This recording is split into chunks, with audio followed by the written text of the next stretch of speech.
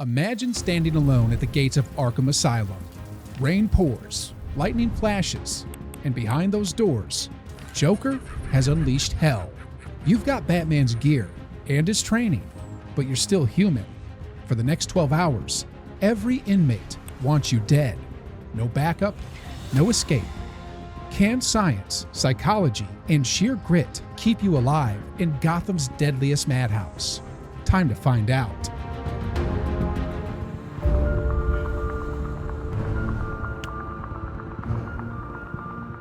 So how does the world's greatest detective end up trapped in his own worst nightmare? Batman captures the Joker after another killing spree, and Commissioner Gordon asks him to personally escort the clown Prince of Crime to Arkham Asylum.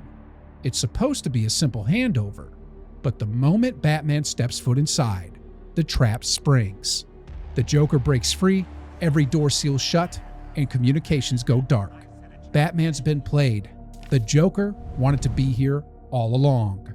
If you found yourself in Batman's boots during those first crucial hours, your survival would depend on real-world tactical principles that special forces use in hostile territory. The first rule is situational awareness. Treat every shadow, sound, and corner as a potential threat. Military close-quarters combat training teaches soldiers to never move in straight lines and always have an exit strategy mapped out. Your initial priority would be intelligence gathering. Batman's detective vision isn't just a cool gadget. It's based on real thermal imaging technology that exists today. FLIR systems used by law enforcement can detect body heat through walls. You'd need to constantly scan your environment, identifying enemy positions and structural weaknesses you could exploit. The key to surviving those first few hours is understanding that you're not trying to win. You're trying to stay alive long enough to gather information. Real hostage rescue teams spend months planning for operations that last minutes. You don't have that luxury, so you need to adapt using urban warfare principles.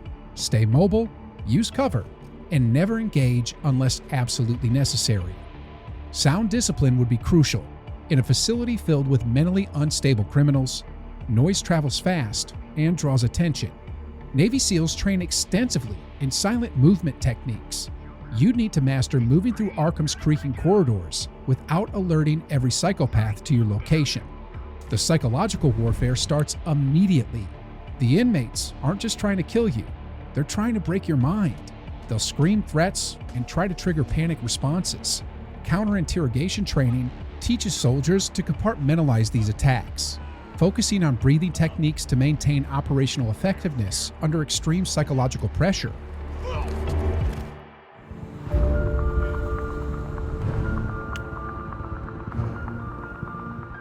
About 3 hours into your Hell Night, you encounter something that makes every other threat seem like a warm-up. Dr. Jonathan Crane, better known as Scarecrow. This isn't just another villain with a gun. This is a psychiatrist who's weaponized fear itself. His fear toxin doesn't just scare you, it rewrites your perception of reality in real time, turning your brain into your own worst enemy. The science behind Scarecrow's fear toxin is rooted in real neurochemistry, just cranked up to nightmare levels. When you experience fear, your brain releases chemicals, including adrenaline, cortisol, and norepinephrine. These trigger your fight or flight response, but they also impair higher cognitive functions like critical thinking and memory formation.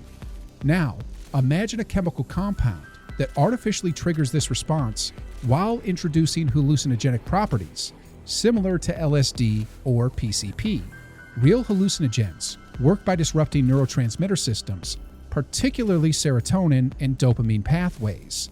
They can cause visual hallucinations, paranoia, and complete breaks from reality.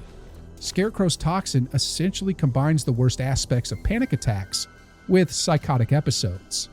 When the toxin hits your system, your world transforms into a living nightmare. The asylum's corridors stretch into impossible dimensions, walls bleed, and you start seeing things that your rational mind knows can't be real, but your chemically altered brain insists are absolutely there. You might see giant bats swooping down, or ghosts of everyone you failed to save, accusing you of letting them die. The strategic challenge goes far beyond just fighting enemies. you're fighting your own perception of reality. Military personnel exposed to chemical agents describe similar experiences. The inability to trust your senses makes even basic navigation nearly impossible. You might think you're running toward an exit when you're actually heading straight into a wall. To survive Scarecrow's assault, you'd need grounding techniques used in trauma therapy. The 5-4-3-2-1 technique teaches you to identify 5 things you can see, 4 you can touch, 3 you can hear, 2 you can smell, and 1 you can taste. This anchors your mind to physical reality when your brain is lying about what's real. But here's where it gets brutal. You don't have time for calm meditation when psychotic inmates are hunting you. You need to maintain tactical awareness while your brain is being scrambled by chemical warfare. It's like defusing a bomb while someone screams in your ear and flashes strobe lights in your eyes. The only way through this horror is accepting that your perceptions are compromised and relying entirely on logical processes and muscle memory.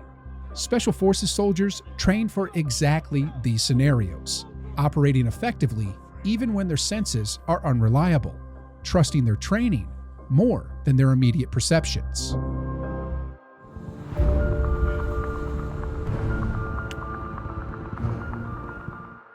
Halfway through your nightmare night, you discover that Arkham's head psychiatrist has been secretly developing something called Titan, a performance-enhancing drug that makes steroids look like children's vitamins. When Bane gets his hands on this stuff, he transforms from a dangerous but human-sized threat into a literal monster that can punch through concrete walls. The real science behind performance enhancement is fascinating and terrifying. Anabolic steroids can increase muscle mass by up to 20% and strength by 38% in trained athletes, but that's nothing compared to the theoretical enhancement.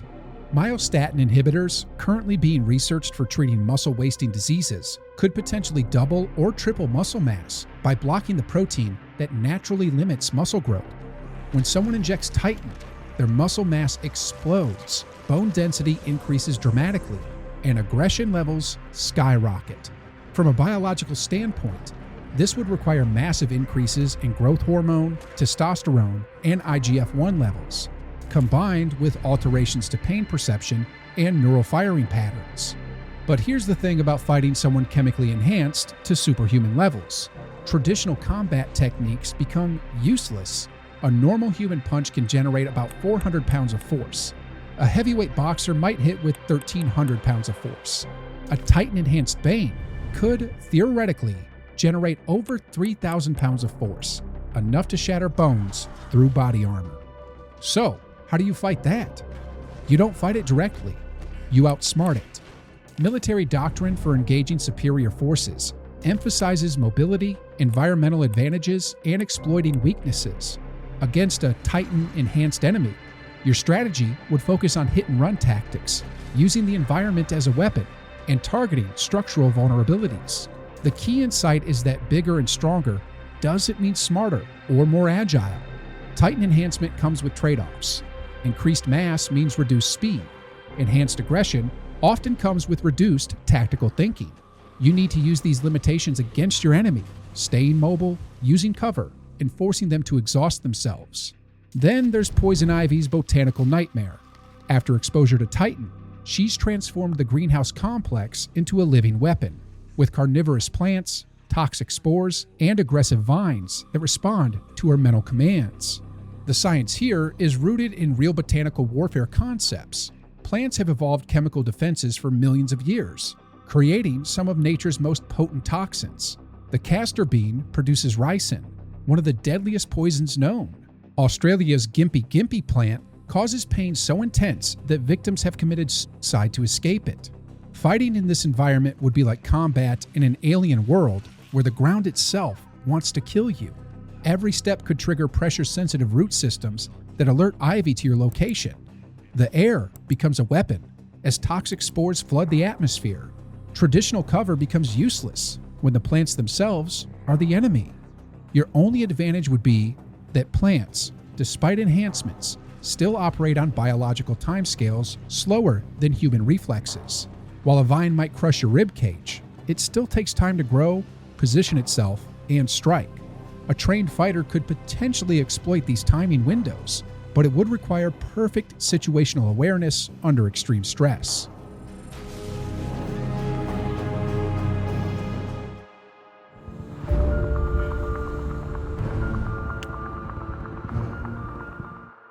Just when you think you've faced the worst Arkham has to offer, you descend into the sewers beneath the asylum to collect plant specimens for an antidote.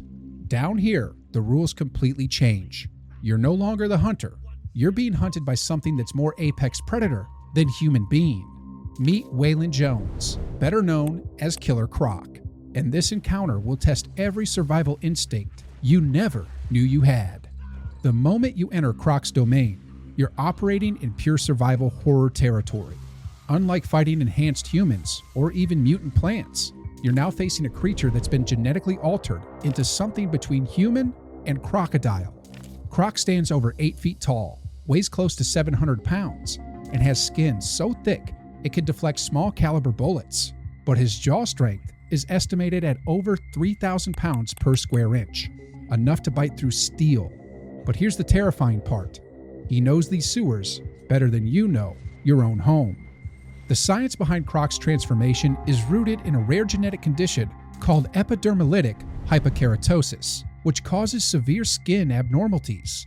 In Croc's case, this condition has been amplified to comic book extremes, giving him reptilian scales, enhanced strength, and dramatically improved senses. His night vision is superior to yours. His hearing can detect your heartbeat across a tunnel, and his sense of smell can track you through running water. What makes this encounter uniquely terrifying is that all your usual advantages are stripped away.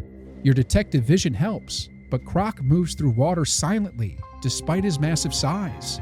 Your combat skills are useless because this isn't a fight. It's a chase sequence where getting caught means instant death. Your gadgets provide limited help in the cramped, flooded tunnels, where one wrong step alerts a predator who spent years perfecting ambush tactics. The psychological warfare here is different from Scarecrow's mind games or the Joker's taunts. This is primal fear, the terror of being hunted by something bigger, stronger, and better adapted to the environment than you are. Croc doesn't need clever psychological manipulation. His mere presence triggers evolutionary fear responses that humans developed over millions of years of being prey animals. As you wade through waist-deep water collecting plant samples, every sound could be Croc moving into position. The echo of dripping water masks his approach. The darkness hides his massive form until he's close enough to strike. You're forced to move slowly and carefully to avoid making noise, but speed is your only real defense against an ambush predator. The environmental challenge amplifies everything. Sewer systems are three-dimensional mazes where threats can come from any direction.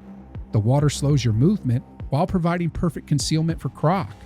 The confined spaces eliminate escape routes while giving him every advantage. You're essentially playing hide and seek with a monster, except losing means becoming his next meal. From a tactical standpoint, you're operating under the same principles that keep people alive in big cat territory. Avoid looking like prey, stay aware of your surroundings, and never run unless you're absolutely certain you can reach safety. But unlike wildlife encounters, Croc has human intelligence guiding his predatory instincts. This encounter proves that sometimes in Arkham, raw survival trumps heroics. You're not here to defeat Killer Croc. You're here to complete your mission and escape with your life intact. It's Batman at his most vulnerable, and a reminder that even the world's greatest detective can become someone else's prey.